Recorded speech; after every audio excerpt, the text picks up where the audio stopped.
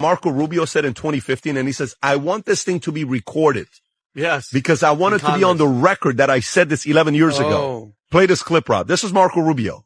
So it's not like Marco Rubio just all of a sudden became like this last week because somebody made him think this way. Go ahead, Rob. I do want to be recorded for history's purposes before I know what was going to happen in regards to this if it goes through. Iran will immediately use the money that it's receiving in sanctions relief to begin to build up its conventional capabilities. It will establish the most dominant military power in the region outside of the United States, and it will raise the price of us operating in the region. They're going to build anti-access capabilities, rockets capable of destroying our aircraft carriers and ships, continue to build these swift boats that are able to come on us, these fast boats that are able to swarm our naval assets. And they'll make it harder and harder for U.S. troops to be in the region. They'll also work with other terrorist groups in the region to target American servicemen and women. And they may or may not deny that they're involved, but they will target us and raise the price of our presence in the Middle East until they hope to completely pull us out of that region. They'll also continue to build long-range missiles, missiles capable of reaching the United States. Those are not affected by this deal, and they'll continue to build them as they've been doing.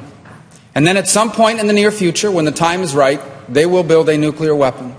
And they will do so because at that point they will know that they have become immune, that we will no longer be able to strike their nuclear program because the price of doing so will be too high. Hi guys, welcome back to our channel. In case you're new here, my name is Maren. And I'm Maureen. Right, so in today's episode, you're going to be reacting to a video of Marco Rubio from 11 years ago that is currently going viral, where he was predicting the situation that would happen with Iran that is happening right now. And it's just shocking how precise he was. Right, and now the biggest question becomes, if Marco Rubio could see it 11 years ago, which was in 2015, the situation that is playing itself right now with Iran and America. How comes the whole entire Trump regime didn't see it right now and they chose to go and antagonize Iran right now as it is? Right, we're also going to be looking at a video where an Iranian official was being interviewed and he claimed that they have enough capabilities to produce weapons. Question is, should America believe him or should they call his bluff and try and find out? Right, guys, let's watch what we prepared for you today and then you come back and talk about it. You can also consider subscribing if you're new to our channel. Let's watch and then we come back. Middle Eastern countries are unfreezing Iranian assets and paying them to stop future attacks as Donald Trump has lost complete control of this war. Now, if you missed it, Iran has notified the United States they will not make a deal until Donald Trump is gone. And the attacks have been continuing, but now Middle Eastern countries are making their own deals and cutting Donald Trump completely out of it. First is the UAE, who just unfroze billions of dollars in assets for Iran and sent them almost $300 million in gold. This is absolutely incredible because the U.S. is no longer leading their own war. We started this war, thought we could bring Iran to their knees and get them to the negotiation table. Instead, they told us to pound sand. And now other countries are negotiating with Iran for their own benefit. We're seeing the same thing with Germany, who is trying to work out a deal to get their ships through the strait.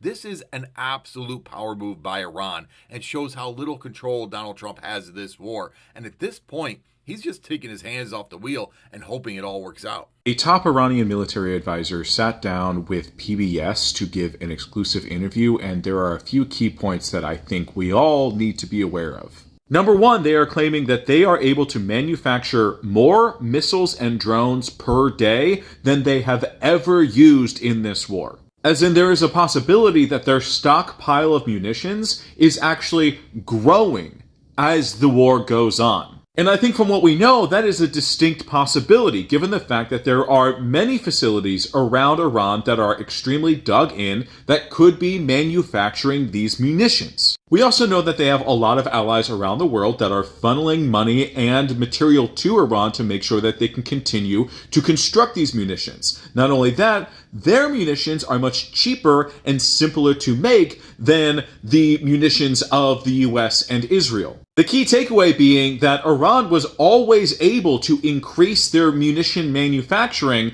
They just never needed to because they weren't actually at war. But now that they are at war, their ability to wage war is increasing. But the fact that they are getting better at fighting the war is not just reliant on having more munitions. It is also coming back to the fact that they are gaining ever more experience about how to fight the US and Israel. At the outset of this war, Iran had never had a direct military conflict with the United States to be able to analyze how the US fights them. But now they are getting daily experience about how to fight US forces, and that is extremely dangerous for the US, given the fact that Iran was winning from the outset of the war, and the fact that they are only getting better at fighting is deeply concerning for any US military strategists. To that point, in the interview, he made it very clear that they were surprised the US couldn't do better. That they felt like they had overestimated the US's ability to do anything to Iran, which once again implies that they were ready and prepared to take on more of a fight. All of this coming like a day after they said that they are more than capable to maintain active conflict with the US until 2029 and Trump leaves. And sure, we could chalk all of this up to bluff and bluster. For sure, that is a possible strategy that they are trying to deploy here. But the thing is, the Trump administration has been nothing but bluff and bluster when it comes to Iran. And so far, the reality on the ground has always reflected what Iran has said and never what the US says. I can't find the comment, but someone in one of my previous videos did ask why it is that Iran is able to so effectively go band for band with and stalemate the United States of America, one of the biggest military powers in the world, the biggest in fact,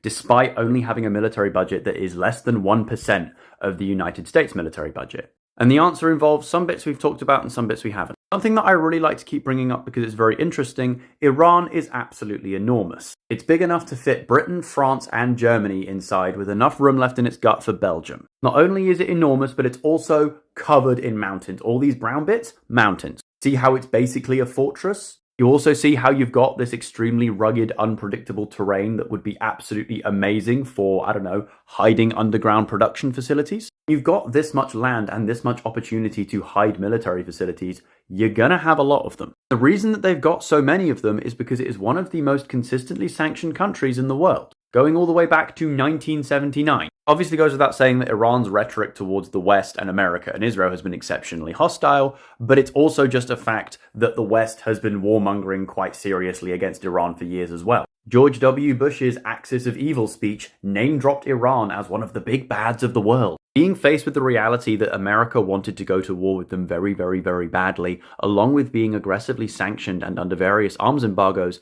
this has resulted in Iran developing a massive, self-reliant, internal military-industrial system. If they're not able to buy weapons and materials, then they have to rely on their own, and they have to build and maintain their own stockpiles independently and internally. This is one of the reasons why the drones and missiles just keep coming. Because not only do they have substantial internal production facilities that can make more, they've also been preparing for a war like this for the last 50 years, since roughly 1979. So they've got a hell of a stockpile. And the final reason as to why Iran is able to hold its own against a military power so much bigger and better resourced than its own is that the United States of America is currently being run by idiots. It's as simple as that. Guy currently in charge of the US military is a weekend Fox News host with a drinking problem. Iran have been strategizing and building up stockpiles and getting ready for a conflict with America for 50 years, and when the time finally comes, the people they're up against do not know what they're doing. I'd argue that those three reasons are kind of the top of the list for me as to why Iran is able to hold its own against the United States so effectively, even if you don't take into account the fact that a ground invasion is impossible. Huge amount of space to have underground weapon production facilities, 50 years worth of stockpiles and independent internal weapons manufacturing and sanctions adaptation, along with help from Russia and China, and the fact that the United States is currently headed up by some of the most useless people alive right now. And that's how a country with a military budget of no more than $7 or $8 billion a year is able to stalemate the United States of America with their $1.1 trillion military budget. Just my opinion. See, there's a new report from the Wall Street Journal that says President Trump has told aides that he may be willing to end the war with Iran without securing a new nuclear agreement with Iran if the Strait of Hormuz is fully reopened. The Strait of Hormuz right now is the United States Navy. We have a blockade that's been infallible. It's a steel wall. And we let people in that we want to let in, and those people come in, and they've been coming in and they're going out. So it's actually open now. We do not let them go into Iran. But Tehran is now demanding compensation, sanctions relief, and the withdrawal of U.S. forces and an end to the naval blockade. See, Trump continues to insist negotiations are underway, but Iran's foreign minister says that's simply not true. He says no negotiations are taking place, just messages through intermediaries. That's not diplomacy moving forward. That is a stalemate. And in that scenario, Iran wins. We have told you since the first days of this war, in order to win, Iran only has to not lose. For Washington, it's a very different story. Tonight, President Trump and his administration are desperately trying to find some kind of off-ramp here. And as that happens, the U.S. military is running into a new problem, one that's even harder to solve. We've been telling you about this. Weapons. See, according to the Center for Strategic and International Studies, estimates say that the U.S. PAC-3 stockpiles have fallen from 2,330 to fewer than 850. That is a 65% expenditure rate. The Deputy Defense Secretary, Steve Feinberg, he gave defense contractors, this just happened, a deadline, 21 days. 21 days to come up with plans to rapidly increase production and delivery of critical weapons. And the missile shortage, by the way, it's only getting worse. Deputy Defense Secretary Feinberg says years-long development cycles are not acceptable and that the U.S. must dramatically accelerate production. See, the Pentagon just awarded Lockheed Martin up to $58.6 billion for PAC-3 missiles. And it's now working with Lockheed and Northrop Grumman to surge production of PAC-3 and THAAD. Because the problem isn't 5 years from now. The problem is right now. And we're not just talking about American stockpiles, by the way. Saudi Arabia is reportedly burning through about 86% of its pre-war PAC-3 inventory, dropping from roughly 2,800 interceptors to about 400 left in the first weeks of this conflict. So while Washington is talking about negotiations, Iranian outlets are saying that they have ruled out future negotiation with the Trump administration. Is it true? We're not sure. Iran, though, may be preparing to wait for the clock to run out. So the question is no longer who can drop more bombs. The question is who can afford to keep going. Because this may be the real lesson of the Iran war. You can have the most advanced military on earth. You can have the most expensive missiles, and we certainly have both of those. You can have the best technology. But if you don't have enough of it, and if you can't replace it, and if your enemy figures out how to adapt to it, then technological superiority stops being a strategy. It actually becomes a countdown. And right now, Washington is counting missiles, while Iran is counting days. So guys, welcome back. Let us know what you think about the videos just played here. You know, it's very funny that everybody learns from their own situation, and apparently America had no lesson to learn, being that they were always at the front, or they were always the winners, right? But when you compare America to Iran, Iran had a lot of lessons to learn from its failures, and that is why right now, when one of its leaders talk about how they have the capability to do this and that, you usually cannot doubt them, because they had enough time to practice, they had enough time to relearn where they went wrong. And so this is quite a big challenge to the US, and I don't think the American president was expecting for Iran to put up such a huge fight, considering the fact that they started by taking off its top leadership. Right, and you know, most of the time they usually say experience is the best teacher. And so when people like Michael Rubio back then used to say some stuff like this, they're taken at face value or lightly, because the US government did not see itself getting outpowered by a country they consider war-torn and all that stuff, right? And it's not only Michael Rubio who spoke of this situation. I remember it was the beginning of 2024. There was a professor who was also chiming in on Iran and American tension, you know, the tension that was between Iran and America. This was called Professor Zhang. And as a matter of fact, mid-2024, most of his videos were trending very much on YouTube, right? And finally, when Trump declared war on Iran, everything that Professor Zhang said was coming to pass, and people were just wondering how eerie the situation was, given that this were nothing but the prediction of a man who wasn't even in the military or in the government. Right, and what I can say is old tricks do work for as long as they do, but it gets to a point where you cannot use the same strategy to keep on winning over a long period of time.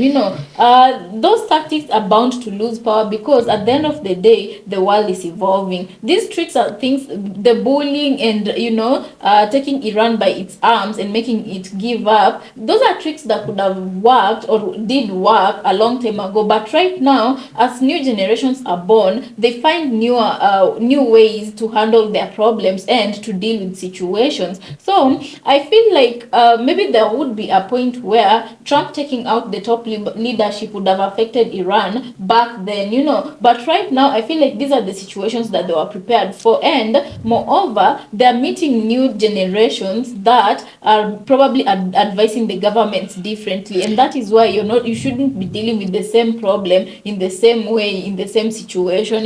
Right, and what damned Trump even further was the fact that before this war, he used to look down on world leaders who are not Americans, right? And he would really talk smack about them and just talk down on them, right? And so when he finally declared war on Iran and was pleading with the other world leaders to join in the war he started with no reason, most of them did not respond the way Trump expected them to respond. And I do believe that this war was fought differently because in World War II, there are countries that came together with the US in order to defeat their opponent, right? So he expected automatically with this war, loyalty would transcend the fact that he was the one who started the war in Middle East, right? And the greatest failure of his war right now was when these world leaders did not respond quite the way he wanted them to respond. And now we have this situation in the Middle East. But over and above, it's upon leaders to whether take the advice or reject the advice that their juniors are giving them. At the end of the day, I don't know. I mean, this is a situation we'll just have to wait and see how it goes, because at the end of the day, we've seen Iran in a position where they know they have some sort of power and they're exercising it. They're not afraid to do that, right? Right. We've seen a situation, breaking news, where Iran does not want to negotiate with Trump. They'd rather wait him out for him to get out of office so that they can try and talk to the next leader. And this is quite a very important thing to note, the fact that they do not want to continue negotiating with Trump. And also Trump had because and also Iran had accused Trump of not being a man of his word, and that they mistrusted him a lot, because during their negotiations initially when the war started, Trump would say one thing and go back on his word with their actions, Right. And so right now Iran doesn't really trust him, not 100%. Right, he has inspired mistrust between the two nations, and what we can say is Iran by now, not Trump all too well, as a flip-flopper. He can never keep his words, and even the way he goes out to report, he really spreads a lot of propaganda about how they were negotiating. They talk about this, and then the way he would go onto social media to present his facts, would be very, very different, in a very, very different tone compared to how it actually happened. So they have a lot of good reasons to mistrust Trump, and so if they stand on not negotiating with him, then they're in trouble, because at the end of the day, you're looking at this situation and you're looking at who is losing out more, who needs to put this behind them more than the other. All right, so guys, let us know what you think about this episode down in the comment section. Also consider subscribing if you're new to our channel, and we'll see you on our next episode.